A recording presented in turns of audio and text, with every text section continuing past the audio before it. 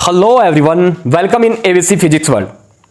आज से हम फिजिक्स में स्पेशली जो हमारा 2 अप्रैल को फिजिक्स का एग्जाम होने जा रहा है +2 का, उसकी प्रिपरेशन करेंगे।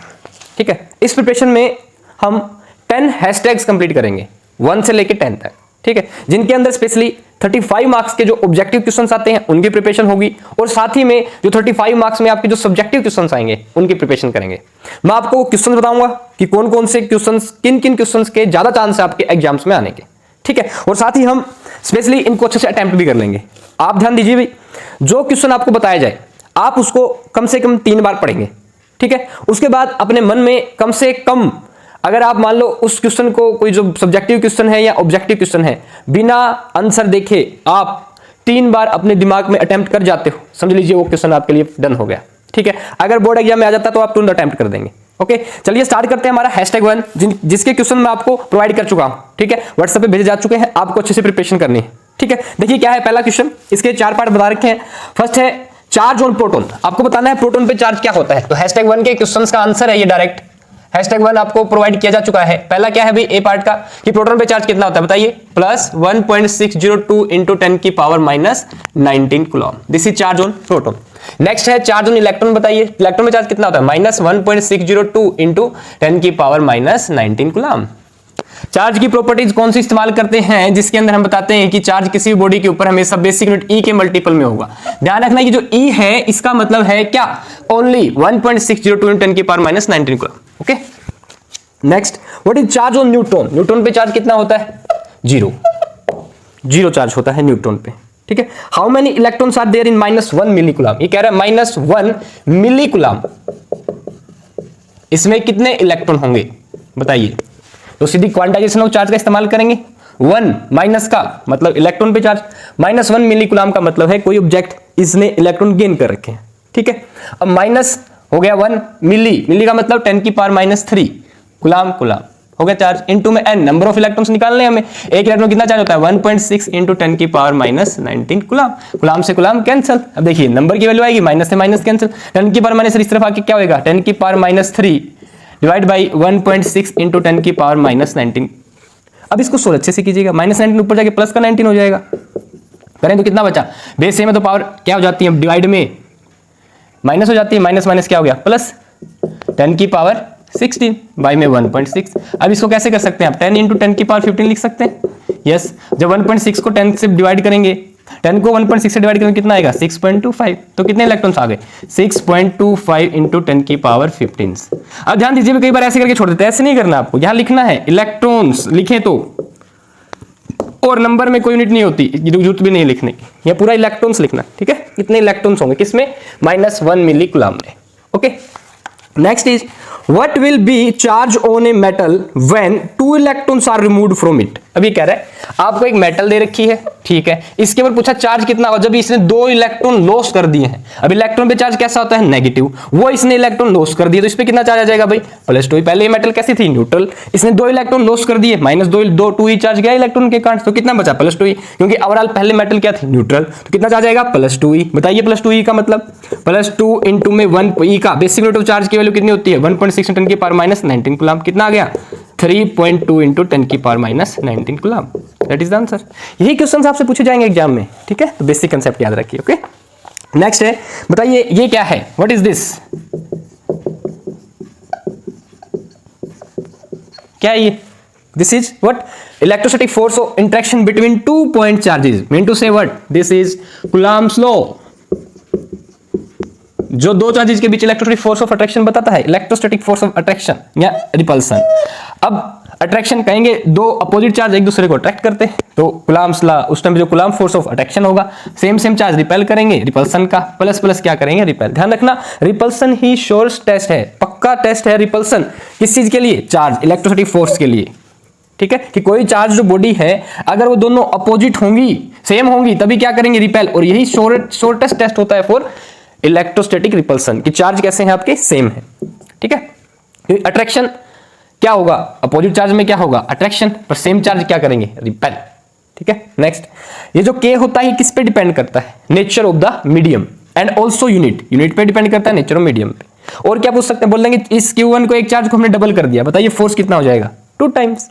दोनों को डबल कर दिया तो 4 टाइम्स, डिस्टेंस को आपने डबल कर दिया तो 1/4, अगर डिस्टेंस को हाफ कर दिया तो 4 टाइम्स हो जाएगा, समझ रहे?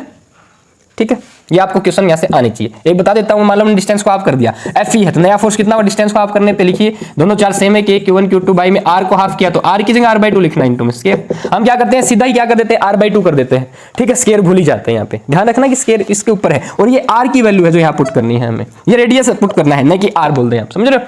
नेक्स्ट कितना हो जाएगा, Q1 Q2 बाई में R²/2 का स्क्वायर 4 नीचे से ऊपर आ गया। अब ये वैल्यू किसकी है, पहले वाली इस Fe की, तो कितना हो गया 4 टाइम्स ऑफ Fe, तो ऐसे निकाल सकते हैं।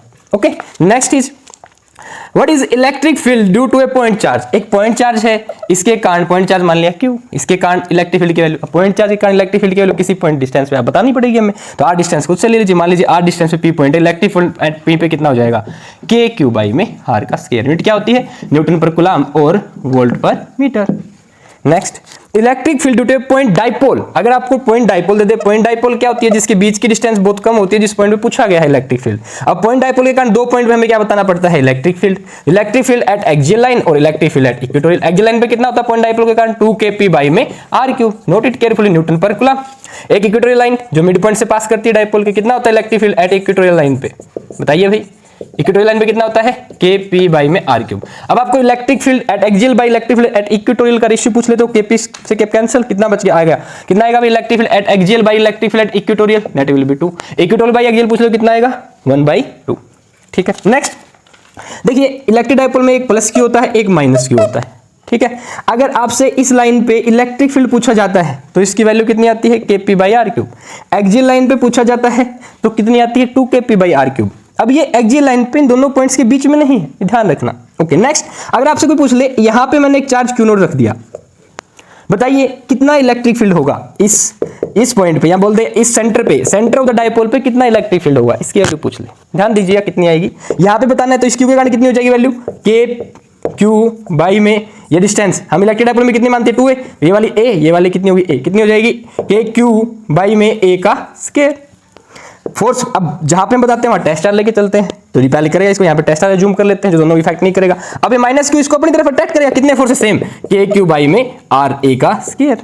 नेट यहाँ पे इलेक्ट्रिक फील्ड कितना हो जाएगा KQ A square, direction same है दोनों का, इसके कारण ये वाली डायरेक्शन माइनस Q इसको अट्रैक्ट कर रहा है तो सेम, कितनी हो जाएगी वैल्यू 2KQ बाई में A का square will be electric field eight the centre of electric dipole, ये ध्यान रखिएगा, कितना 2KQ by A square. Next axial line पे पोटेंशियल पूछ लेते हैं, इक्वेटोरियल लाइन पे पोटेंशियल पूछ लेते हैं, कॉमन रहता है, बताइए what will B value of electric potential at equatorial line of an electric dipole, potential कितना होता है 0, ध्यान दीजिएगा।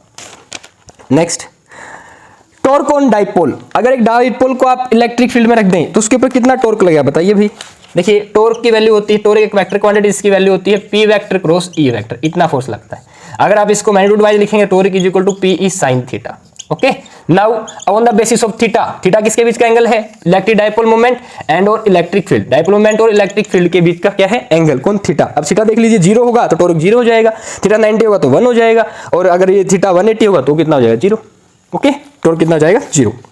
Next what is value of electrostatic potential energy stored in electric dipole in uniform electric field. अब ये कह रहा है अगर आप एक डाइपोल को यूनिफॉर्म इलेक्ट्रिक फील्ड में रख दें, ये प्लस Q एक माइनस Q, आपने इसको किसी इलेक्ट्रिक फील्ड में रख दिया एट एन एंगल थीटा पे, बताइए कितनी पोटेंशियल एनर्जी होगी, पोटेंशियल एनर्जी कितनी होती है भाई minus P vector dot E vector. Torque होता है क्रॉस प्रोडक्ट में साइन थीटा के साथ खुलेगा, ये क्या होती है माइनस PE, तो कितना हो जाएगा minus PE cos theta. This is potential energy stored in a dipole when it is placed in electric field. Next draw electric field lines due to positive charge, negative charge and electric dipole. देखिए अगर आपको कोई बोल दे positive charge के कारण electric field line बताइए, तो एक पॉइंट के फॉर्म में इसको पॉजिटिव मान लेंगे और क्या करेंगे यूनिफॉर्म डिस्टेंस पे इक्वली स्पेस्ड आप इलेक्ट्रिक फील्ड लाइंस ऐसे ड्रा कर लेंगे। ठीक है, बड़ा आसान तरीका है, हो गई। अब पॉजिटिव चार्ज से इलेक्ट्रिक फील्ड लाइन हमेशा बाहर की तरफ निकलती है, हम ऐसा मानते हैं, ये देखिए एरो ऐसे इंडिकेट कर देंगे, हो गई electric field line due to a point charge, हो गया रिप्रेजेंटेशन। और हाँ एक क्वेश्चन पूछ सकते हैं 2 मार्क्स में, tell the properties of electric field lines. ठीक है, पॉजिटिव से बाहर की तरफ निकलती है, नेगेटिव में क्या करते हैं भाई सेम ऐसे ही बनाइएगा पॉइंट, टक टक ये और इनसाइड यहाँ पे point charge minus negative charge है तो क्या होगा इलेक्ट्रिक फील्ड लाइन की डायरेक्शन आप अंदर की तरफ शो कर देना। ठीक है, हो गई। अब यहीं पे आपसे डाइपोल के लिए बोल दे, देखिए प्लस ये माइनस सेम मैग्नीट्यूड के क्या होगा, यहां से जाएंगी, ये वाली थोड़ी ऐसे घुमा के दिखा देना और लाइनें लिख लेंगी यहां से, ये वाली ऐसे आ रही होगी। कुछ लाइंस मान लीजिए अगर यहाँ पे हम इन्फिनिटी पहुंचाएं इनको कि हाँ दूर दूर जाए, ऐसे दिखा के छोड़ देंगे, दोनों तरफ से जाती रहेंगी, यहाँ से आ रही होंगी, ये जाके ऐसे मिल जाएंगी। ठीक है, तो इलेक्ट्रिक डायपोल के कारण क्या होता है, सिलेंड्रिकल शेप बन जाती है due to electric dipole. Point charge के कारण इलेक्ट्रिक फील्ड लाइन की शेप कैसी होती है, spherical, but due to electric dipole this show what, cylindrical shape. Okay, next अगला क्वेश्चन है what is electric field intensity at the centre of positively charge circular ring. क्या कह रहा है, आपको एक पॉजिटिवली चार्ज सर्कुलर रिंग दिया गया है, एक रिंग है और इसके ऊपर पॉजिटिव चार्ज है, यूनिफॉर्मली डिस्ट्रीब्यूट पॉजिटिव चार्ज है। आपको ये बताना है इसके सेंटर पे इलेक्ट्रिक फील्ड की वैल्यू कितनी होगी। ठीक, देखिए मान लीजिए यहाँ पे हम क्यू नोट चार्ज माने, अज्यूम दैट, तो ये प्लस इसको क्या करेगा, रिपेल, ये प्लस इसको क्या करेगा, रिपेल, ये इसको क्या करेगा, रिपेल, ये भी इसको क्या करेगा, रिपेल। ठीक है, तो ओवरऑल हम कहते हैं यहाँ पे क्या होगा, कोई भी फोर्स, नेट इलेक्ट्रिक फोर्स कितना होगा, जीरो। क्लियर है, अगर नेट इलेक्ट्रिक फोर्स यहाँ पे चार्ज है भी तो भी कितना हो जाएगा, जीरो। अगली बात बोले यहाँ पे आपको बतानी है इलेक्ट्रिक फील्ड की वैल्यू कितनी होगी, तो हम क्या करेंगे, एक और तरीका, बोले यहाँ पे कुछ चार्ज अज्यूम मत कीजिए, यहाँ पे सेंटर पे क्या करें आप, यहाँ पे गाजियन सरफेस ड्रॉ कर लीजिए और अकॉर्डिंग टू गोजला अगर यहाँ पे इलेक्ट्रिक फील्ड जीरो है, हमें पता चल गया अभी, देखिए चार्ज एक दूसरे को रिपेल करेंगे, इलेक्ट्रिक फील्ड कितना हो जाएगा, जीरो। अगर इलेक्ट्रिक फील्ड जीरो होगा कहीं पे तो नेट चार्ज कितना होगा वहां पे, जीरो, सिंपल। तो एक स्फेरिकल आपका एक वायर है या सेल है, इसके ऊपर अगर यूनिफॉर्म चार्ज है तो इसके सेंटर पे इलेक्ट्रिक फील्ड कितना होगा, जीरो। Note it carefully. और इसके कारण तो आपको ड्रा करनी है लाइन, तो क्या करेंगे आप, बोले ये आपने क्या किया, ये हमने बता दिया इलेक्ट्रिक फील्ड, वाई एक्सिस पे हम इलेक्ट्रिक फील्ड शो कर लेंगे आर डिस्टेंस के साथ। मान लीजिए इस रिंग की डिस्टेंस कितनी है, are.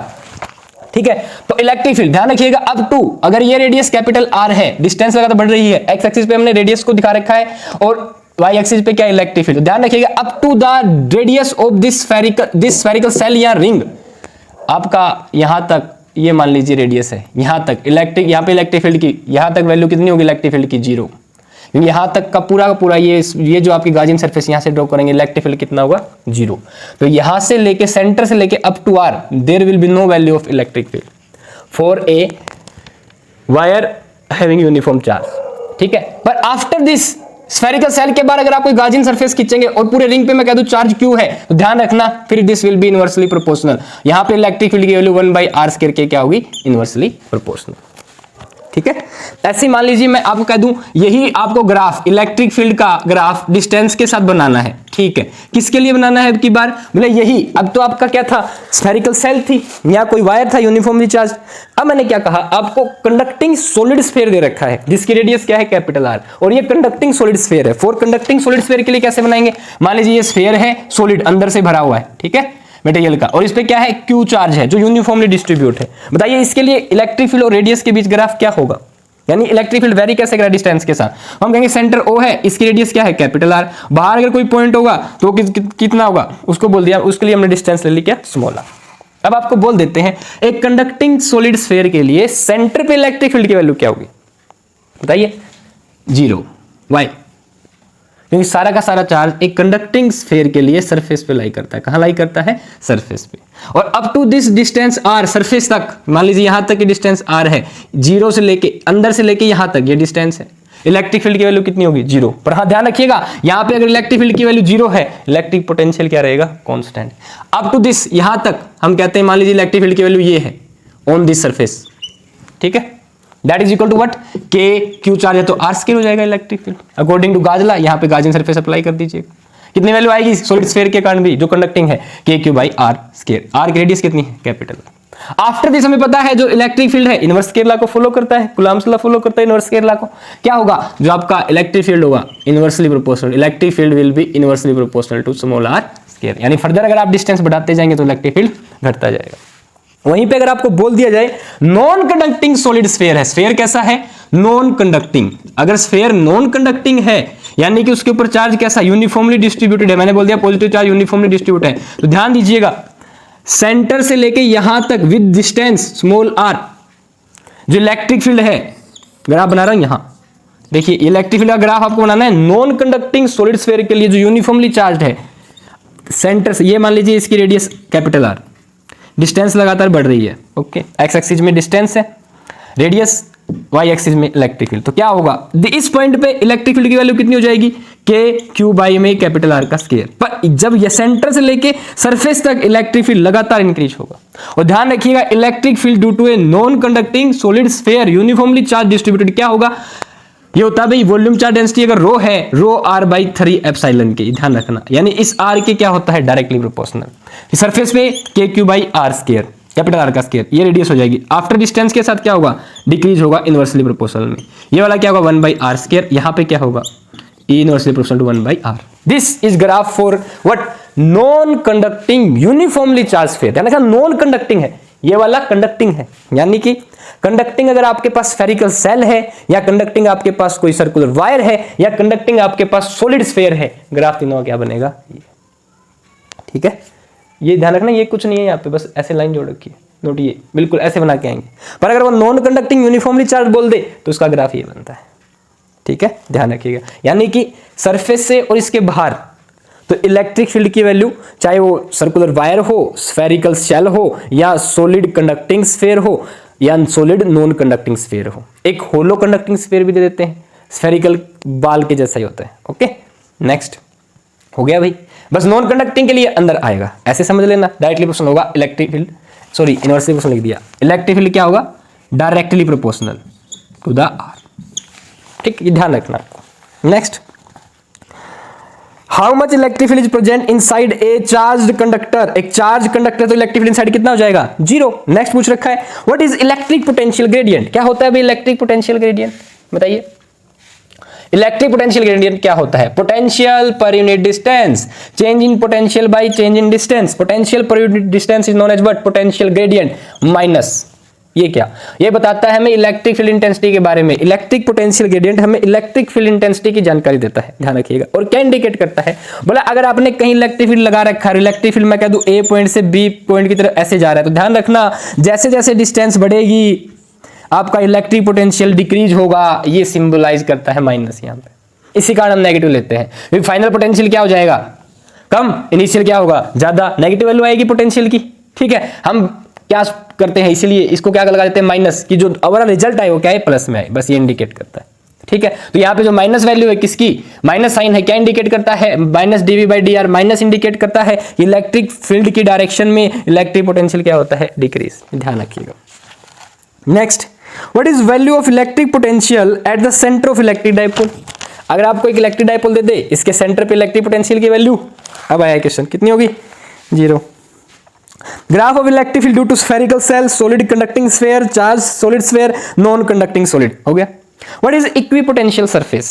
Equipotential surface are the surface which have same potential, ठीक है। दिस आर, अब इक्विपोटेंशियल सरफेस होती है, मान लीजिए इलेक्ट्रिक फील्ड डायरेक्शन ये है, तो हमेशा इक्विपोटेंशियल सरफेस और इलेक्ट्रिक फील्ड के बीच जो एंगल होता है कितना होता है, 90 डिग्री, ये ध्यान रखना। और दो, जैसे इलेक्ट्रिक फील्ड लाइन आपस में क्रॉस नहीं करती, ऐसी दो इक्विपोटेंशियल सरफेस एक दूसरे क्रॉस नहीं करती। ये प्रॉपर्टीज में आ जाएगा इलेक्ट्रिक इक्विपोटेंशियल सरफेस की। नेक्स्ट, व्हाट इज गाज लॉ। अकॉर्डिंग टू गाज law, closed surface integral of electric field over a given area is equal to 1 by epsilon naught times the total charge inside the Gaussian surface। Symbolise करता है closed surface integral of E vector dot ds vector is equal to 1 by epsilon naught times total charge Q total inside the Gaussian surface. This is what Gauss law, definition मैंने बोल दी है, आप लिख सकते हैं ऐसे। व्हाट इज कूलम्ब्स लॉ, क्या कहता है, according to Coulomb's law electrostatic force of interaction between 2 point charge is directly proportional to product of magnitude of charge and inversely proportional to square of distance between them. दो आप क्या करेंगे, दो charge लेंगे Q1 Q2, दोनों के बीच की distance R show करेंगे फॉर एग्जांपल लिख के, और बता देंगे कि जो आपका फोर्स है डायरेक्टली प्रोपोर्शनल है Q1 Q2 के और इनवर्सली प्रोपोर्शनल स्क्वायर डिस्टेंस के। फिर कांस्टेंट दिखाएंगे ऐसे कि Q1 Q2 बाई में R स्क्वायर। इस तरीके से आपका क्या कूलम्ब्स लॉ फिनिश। नेक्स्ट है, what is electric flux. Electric flux क्या होता है, this is electric flux close surface integral of electric field over a given area. या आप कह सकते हैं number of electric field lines passing through given area is known as electric flux. Unit क्या होती है इलेक्ट्रिक फ्लक्स की, बताइएगा। That is what, volt metre होती है या newton coulomb inverse metre square. क्यों भाई, इलेक्ट्रिक फील्ड की क्या होती है, न्यूटन कूलम्ब इनवर्स इनटू में area metre square. Okay, next, what is energy density of electric field? Energy density क्या होती है इलेक्ट्रिक फील्ड की? देखिए म्यू यू से लिख देते हैं energy density electric field that is equal to half epsilon naught capital E का स्क्वायर, जहां पे एप्सिलॉन नॉट है परमिटिविटी ऑफ इलेक्ट्रिक मीडियम या परमिटिविटी ऑफ मीडियम, ई क्या है electric field intensity. Next, value of capacity of parallel plate capacitor क्या होती है? Value of capacity of parallel plate capacitor बोलिए भाई, ए एप्सिलॉन नॉट बाई में d, this is value of capacity of parallel plate capacitor. अगली बात, अगर आप कैपेसिटर को सीरीज में जोड़ें तो कैसे जुड़ेंगे? 1/CS is equal to 1/C1 plus 1/C2 plus 1/C3। दो कैपेसिटर सीरीज में दे रखे हैं तो ऐसे जुड़ते हैं 1 सीरीज के हिसाब से, और पैरेलल में C पैरेलल सीधे C1 plus C2 plus C3। Question पूछ सकते हैं कैपेसिटर यूनिट क्या होती है? फैराड, F से लिखते हैं। नेक्स्ट, अगर आप रेजिस्टेंस को सीरीज में जोड़ें तो कैसे जुड़ेंगे? Direct RS R1 plus R2 plus R3, parallel में 1/R parallel 1/R1 plus 1/R2। ऐसे इंडक्टर भी ऐसे जुड़ते हैं सीरीज में, LS inductor in series L1 plus L2 plus L3, parallel में 1/LP 1/L1 plus 1/L2 plus 1/L3। ठीक है भाई, तो ये था सीरीज कॉम्बिनेशन ऑफ कैपेसिटर। ठीक है, तो भाई करीब करीब हमने MNOPQR R तक के हमने पॉइंट बना रखे हैं हैशटैग 1 में। ठीक है, ये आपके 1 मार्क्स के क्वेश्चन थे। ठीक है, ये आपको आने चाहिए। व्हाट्सएप पे आपको ये फोटो भेज दी गई है, आपको अच्छे से प्रैक्टिस करनी है। ठीक है, ऐसे ही हमने हैशटैग 2 और बना रखा है, उसकी स्टडी करेंगे हम नेक्स्ट वीडियो में। ओके, और उसमें कुछ हम क्वेश्चंस भी देखेंगे जो आपके मैन आएंगे। ठीक है, तो लेट्स स्टडी। होप सो आपको वीडियो काफी अच्छी लगी हो, अच्छे से पढ़िए, पढ़ते रहिए। 2 अप्रैल को जो फिजिक्स का एग्जाम होने जा रहा है उसमें आपको कमाल करके आना है। ठीक है, 100/100 ले सकते हैं आप। ठीक है, just go through these questions deeply 3 times, बिना देखे रिवाइज करने। ठीक, अगर आपको बिना देखे वो क्वेश्चन आ गया, डन, 3 बार कर दो बिना देख के, बुक रख दी साइड में। हाँ मुझे आता है पोटेंशियोमीटर क्या होता है, प्रिंसिपल क्या होता है, इलेक्ट्रिक फर्नेस में किसकी एप्लीकेशन आती है, एडी करंट क्या होते हैं, मूविंग कोएफिशिएंट क्या होता है, साइक्लोट्रॉन क्या होता है। ठीक है, वेन डायग्राफ जनरेटर क्या है, व्हीटस्टोन ब्रिज क्या है, मीटर ब्रिज क्या है, कंपाउंड माइक्रोस्कोप के बारे में जस्ट 5 मार्क्स के सुनेंगे। ये देखेंगे हैशटैग 2 में। ओके, ऑल द बेस्ट, जय माता दी।